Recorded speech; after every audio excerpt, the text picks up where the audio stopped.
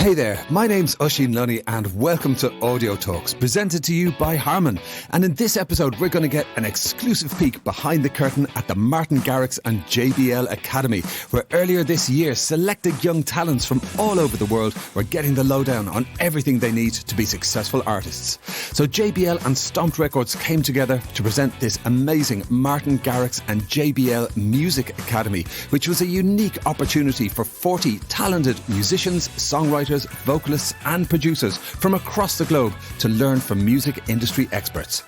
The Academy was designed to take aspiring artists to the next stage in their career, and this global initiative taught participants about music branding and business, from writing, mixing and mastering the best records to building their PR, socials and visual identity. The Academy also provided insights into business aspects of the industry, such as managing bookings, distribution and legal affairs. Everything was covered, and the teachers were none other than Martin Garrix himself and a VIP guest list of the best names in the music business, powered by Stomped Records. And the Academy took place in their prestigious recording studios in the heart of Amsterdam. Pretty cool, right? Well, today on Audio Talks, you're in for a treat as we learn the secrets of real success and find out what the experience was really like from one of the Academy teachers and one of the lucky graduates.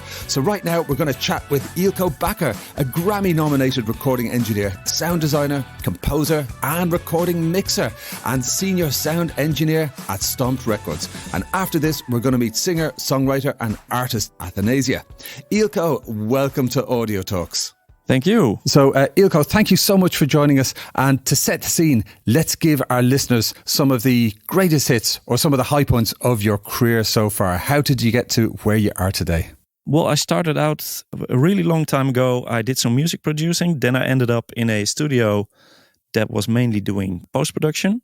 We did music, we did sound design. And at some point, some big artists found their way to the studio. At some point, Martin Garrix visited the studio, and I'm fast forwarding a bit because, this took place over, some years, but in the end, he bought the entire facilities, including me. That meant kind of a career switch for me as well, because the focus came more on music and more on high quality film and TV entertainment. That's in a very, very brief nutshell, a summary of the weird ways my career went. I like it. It seems like a nice amount of improvisation there and kind of being very flexible and adaptable. Now, I don't know if you can drop any names here, but who are some of those big VIPs who were coming into the studio before Martin Garrix picked it up? When I was here, it all started with Red One, producer, who worked with Lady Gaga, who worked with Lil Jon. Then at some point we had The Script, we had the Black Eyed Peas, we had Pharrell Williams. Then we had Afrojack. Afrojack introduced Martin Garrix to the studios, and then everything happened. Wow. And as they say, the rest is history. That's incredible. So I don't know how many people can have "I was bought by Martin Garrix" on their CV. That's pretty impressive. And it shows he has fine taste and really knows how to find great people. But we're here to talk about this incredible collaboration between your good selves at Stomped Records, between Martin Garrix and between JBL. And you all put together this incredible academy where you gathered people from all over the world, young talent. We're going to be speaking to Athanasia a bit later. Talk to us a bit about what were the kind of things that were happening on the day. I mean, you had some very specific roles, you were giving some classes, but what are your memories of the day itself? There was a lot going on. It was a very packed program. I think there were a lot of, besides the studio classes, a lot of other classes going on. But we focused on the music. I did a production class with my colleague Anton, which was really interesting because you cannot really predict what is going to happen. You don't know for 100% what to expect, but it was really interesting because we had a lot of talent from around the world. We put them together. We let them learn from each other, from what we had to offer. And it was really cool. A lot of cool stuff happened there. Yeah, totally. And I imagine, that they're learning very essential studio skills and things that professionals always have known about and have learned over many years, but you're bringing these young people together to get a shortcut to these careers. And also, as you say, to collaborate. You know, this was after the lockdown and people have been working remotely for a long time. And I imagine there was a great buzz there with people finally getting to hang out together in a studio and be creative. What was the vibe there on the day? Would you say there was a little bit of excitement? I think there was a lot of excitement. I think they felt treated very well and treated like VIPs. And I can imagine if you're living somewhere on the other side of the world and you get invited to join a program with Martin Garrix and JBL, that's really great. Oh yeah, I mean, talk about a life highlight. We're going to be chatting to Athanasia, as mentioned earlier, to hear like what was her take on actually being there as well as an artist. But you know, you have that amazing CV, and you know, you've worked with all of those artists. You've been there at Stomped when you've had, you know, people like Lady Gaga and Little John connected with the studio. What would you say are some of the most important tech skills that artists should know about today in 2023? Nowadays, a lot of production take place in the laptop. I think it would really help for people to have a basic understanding of some technology that is now virtual. I see that a lot of people know their way around the audio workstations, but when it gets in the physical hardware world, they sometimes seem to have a little trouble getting a simple mic pre to work. And that's really interesting because in this time, information is so easily accessible. And I think, it may be important to go back to some of the basics. Yeah, strong agree. I mean, it's one thing to have a plug-in of, you know, an 1176 or whatever, or, you know, one of these old compressors or mic pre's, but there is actually still a lot to be learned from actually having your hands on one of those analog devices or an AD interface or whatever it is, and actually getting to know it by using it. And of course, if you're working in the virtual space, you can be missing some of that foundational experience. So I think that's probably an amazing part of what the students got as part of the Martin Garrix Academy. So talk to us a bit about your idea of a ideal creative process, because really the Academy was teaching and bringing together students and young folks from all over the world to refine their creative process. Are there any ingredients to a successful creative process that you have observed again and again through your work?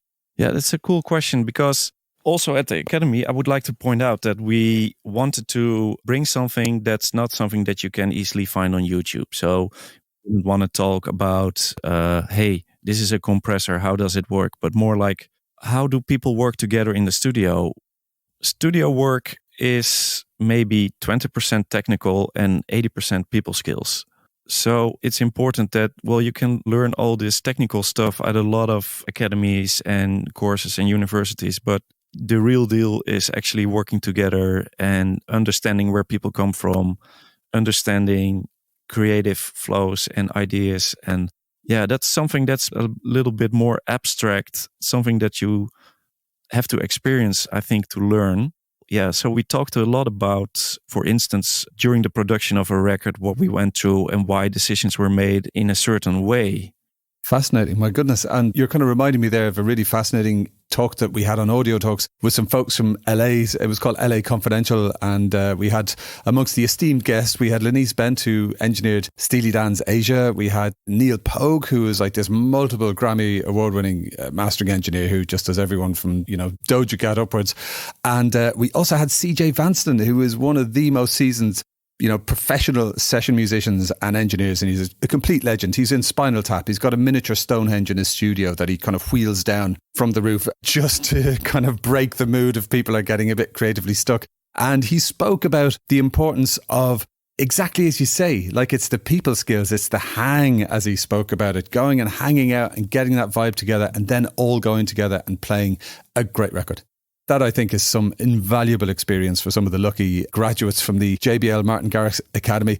So talk to us a bit about, you're kind of hinting at that overlap between people skills and creativity, but of course there's that underlying technical competence as well. I mean, as an engineer, as a Grammy-nominated engineer, what would you say is the role that engineering plays in the success of up-and-coming artists? Is it important to have good sound?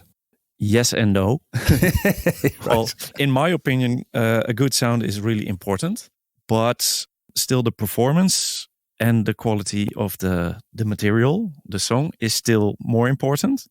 Better have a very good cook in a very bad kitchen than a very bad cook in a really good kitchen. That is one of the best anecdotes or metaphors that I've ever heard of kind of skills and technical expertise. I couldn't agree more. That's absolutely brilliant.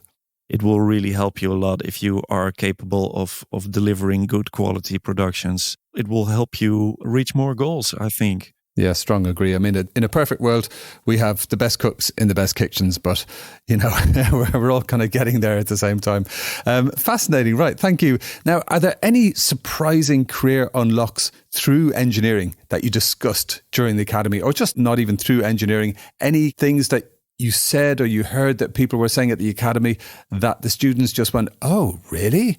You know, what do you think might have been surprising for the graduates? Yeah, I think the whole idea of being thrown in a new environment and learning from people you have never seen before, and then realizing that there's a lot of potential coming from that.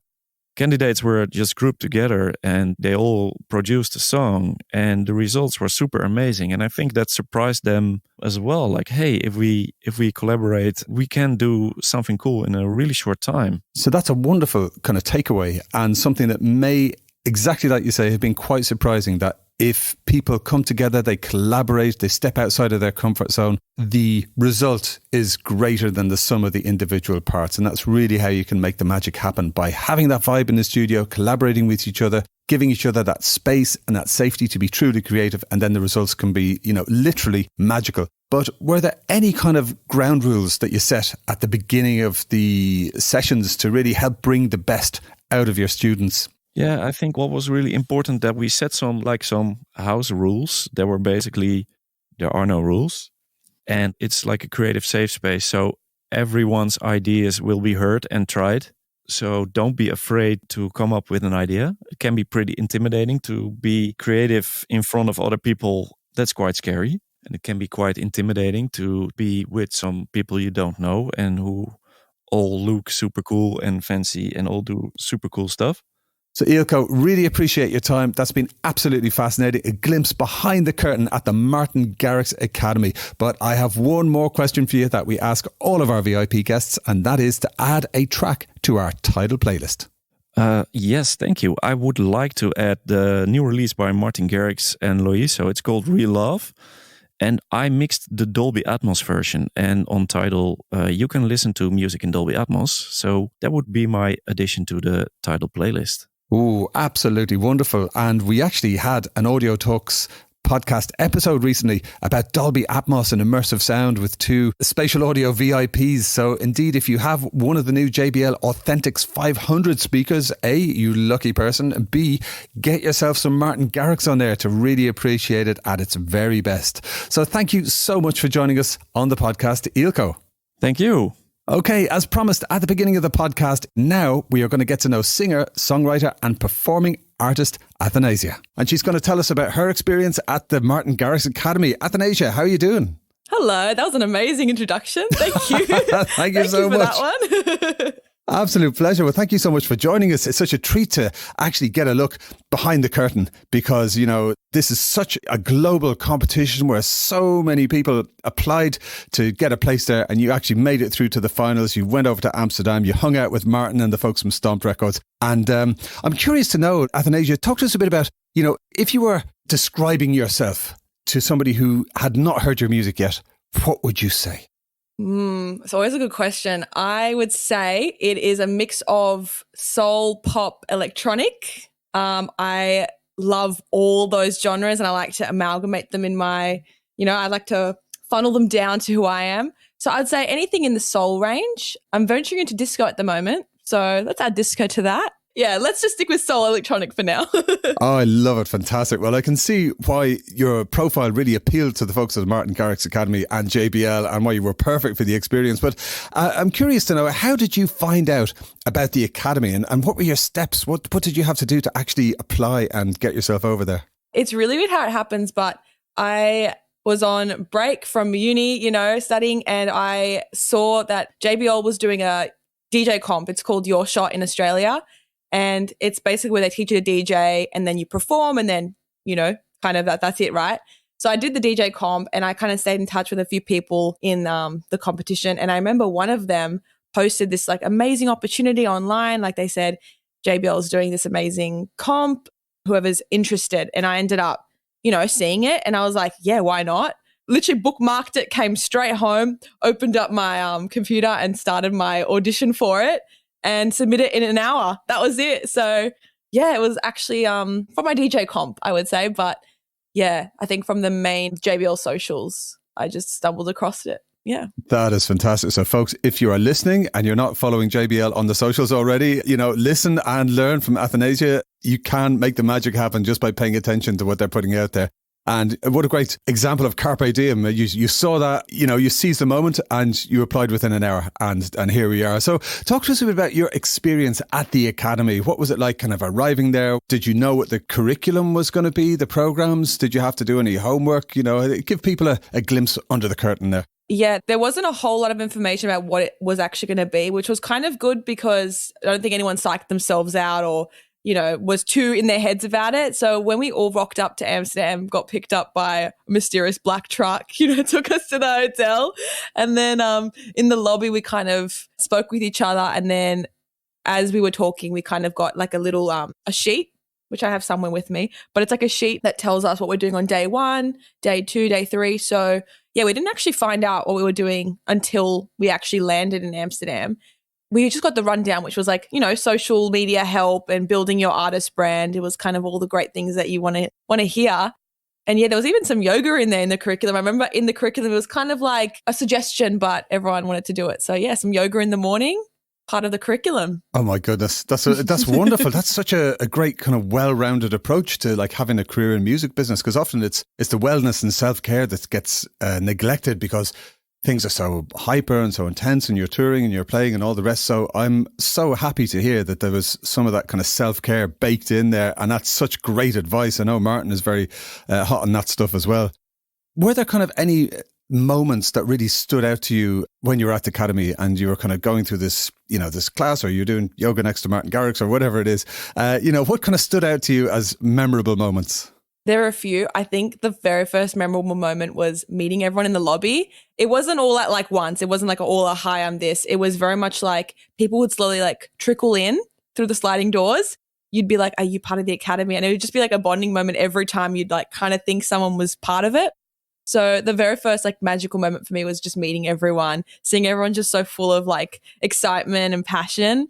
And then when we actually got into the Academy, making music, so we got straight into like writing with each other. We were in the studio for hours on end just writing with each other, and there would be moments where you're just kind of like making musical magic and you'd like look at each other and be like, oh my god, this is like a great song.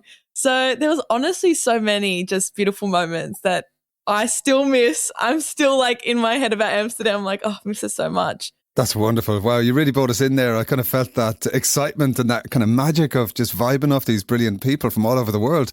Were there any kind of light bulb moments? I guess there were a few, but anything that stands out to you where maybe you were shown something or you discovered something or you collaborated on something where you just thought, oh my goodness, this is how you do this thing. Wow, now I know how to do this thing. Are there any kind of tips that are absolute keepers for you? There was so much. I mean, it was a content heaven those 3 days because they really taught you everything you need to know.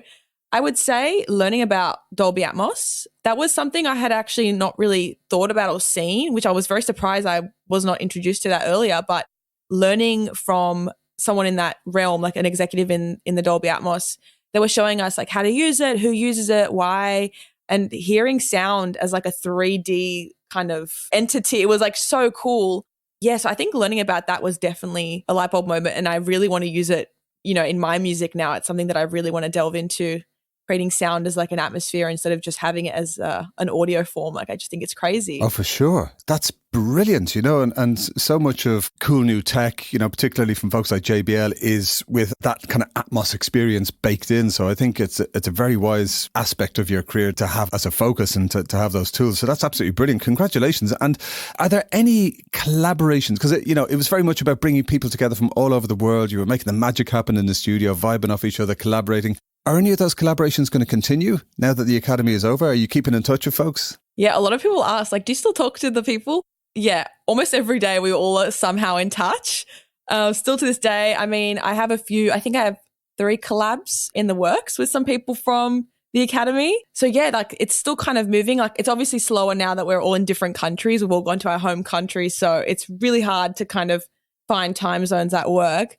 But definitely in the works, some further along than others, but the collaborations are still happening, yeah. I love it. That's what I was hoping to hear. And talk to us a bit about how you typically collaborate. Would you get involved in terms of like songwriting, you know, vocals, top line, etc.? What are the kind of elements that you are happiest when you're collaborating with somebody? If I'm in a studio in real life, it's definitely like all the collaboration, like whether it's on the backing track or the vocals or whatever it may be, like I'm very much helping or like doing it with the person.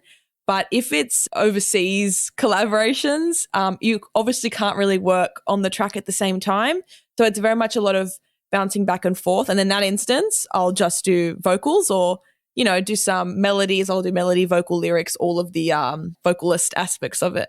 But it really just depends on the atmosphere, I think. Okay, fantastic. So if there's any potential collaborators listening, you know what to do. So where are you based, actually, Athanasia? Sydney, Australia. Sydney, Australia. So if you're down under in the beautiful Australia, you've got one option to collaborate, and global listeners, you have many, many more. So talk to us a bit about what's coming up, because I believe this was not the end of your JBL collaboration. So I'm working on obviously my own music and just keeping paddling along, putting into play a lot of the marketing that I use to try and build up my brand a lot more.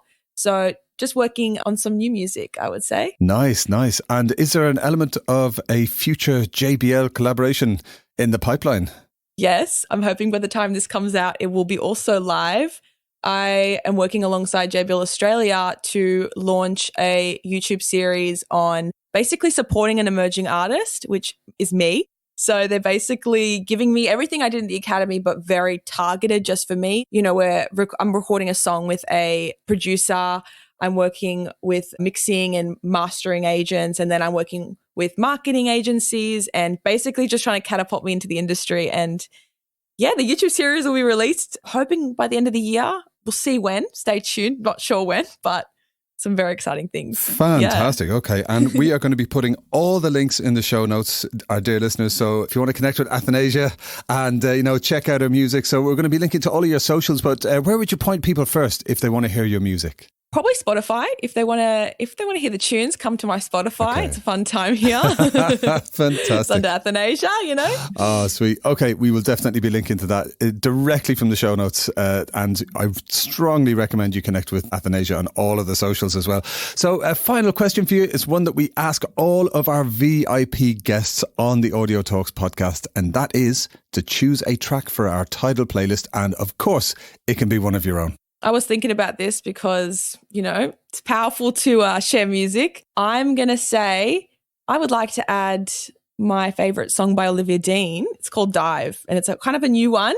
I'm very obsessed with it, so I would like to share it. Yeah.